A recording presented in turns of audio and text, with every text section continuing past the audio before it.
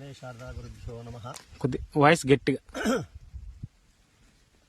మన ఆంధ్రప్రదేశ్ కర్నూలు జిల్లా ఆలూరు తాలూకా హొలగొంద మండలం దగ్గర ఉన్నటువంటిది నిర్ణికితాండ కొత్తపేట దేవరగట్టు క్షేత్రము, అడవి ప్రదేశం.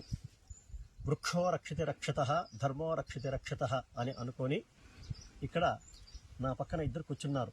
నాకు ఎడం వైపు రామయ్య, తర్వాత తాండా వెంకటేష్ నాయక్ అని వీళ్ళు ఇక్కడ ఫారెస్ట్లో అధికారుల ద్వారా ఇక్కడ చెట్లు పెంచుతున్నారు. వీళ్ళు సుమారుగా ఒక 15 సంవత్సరాల నుంచి ఈ అడవి ప్రదేశాన్ని బాగా చక్కగా అభివృద్ధి చేస్తూ ఉన్నారు.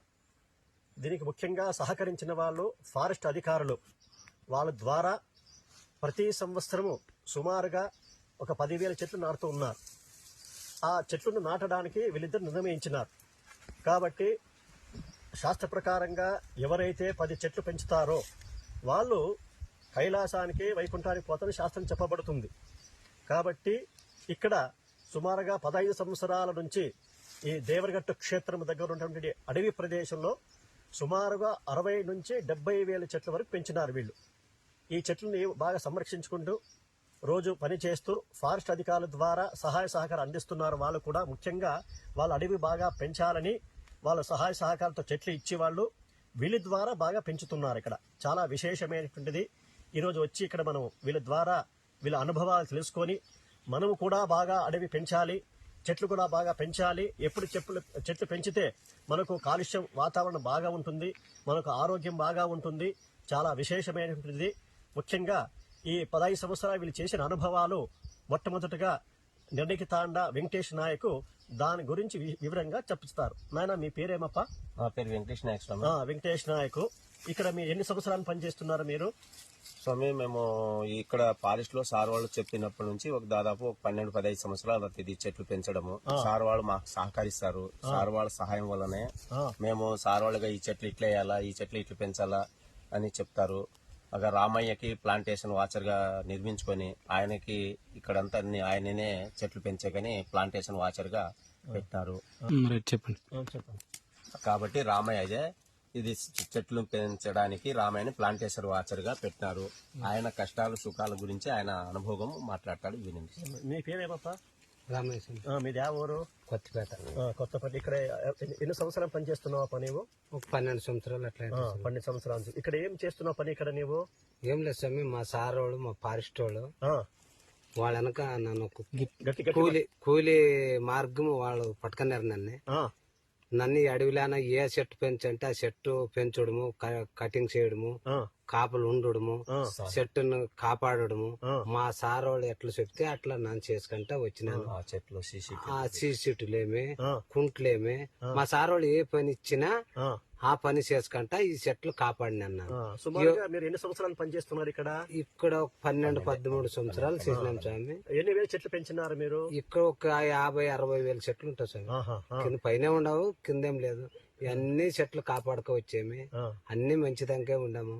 మా సార్ వాళ్ళు ఏం చెప్తే ఆ సహాయంతోనే మేము ముందుకి పోయేమి.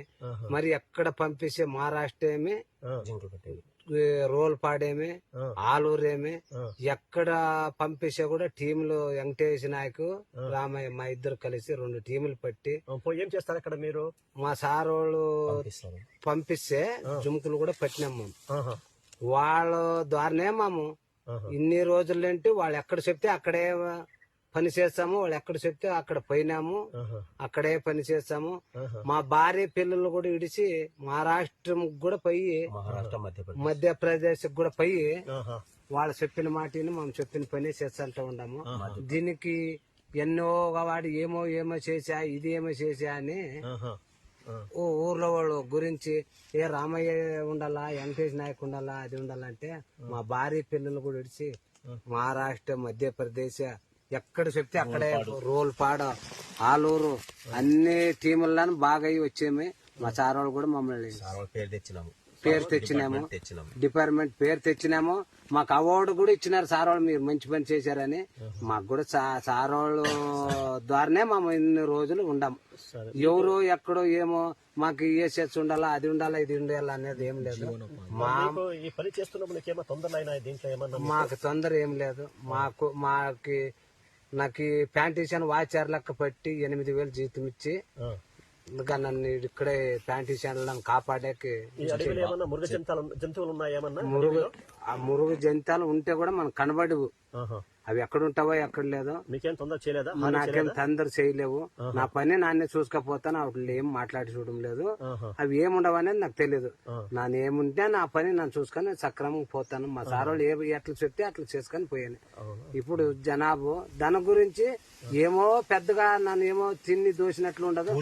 కూలీ చేసుకొని తింటే కూడా కష్టం ఉండదు. మా సార్ వాళ్ళు అనడము తీయడము, మీకు ESS వాళ్లే పట్టుడమో వాళ్లే చేయడం అనేది నన్ను చేసిండే దూరం ఇదే సార్.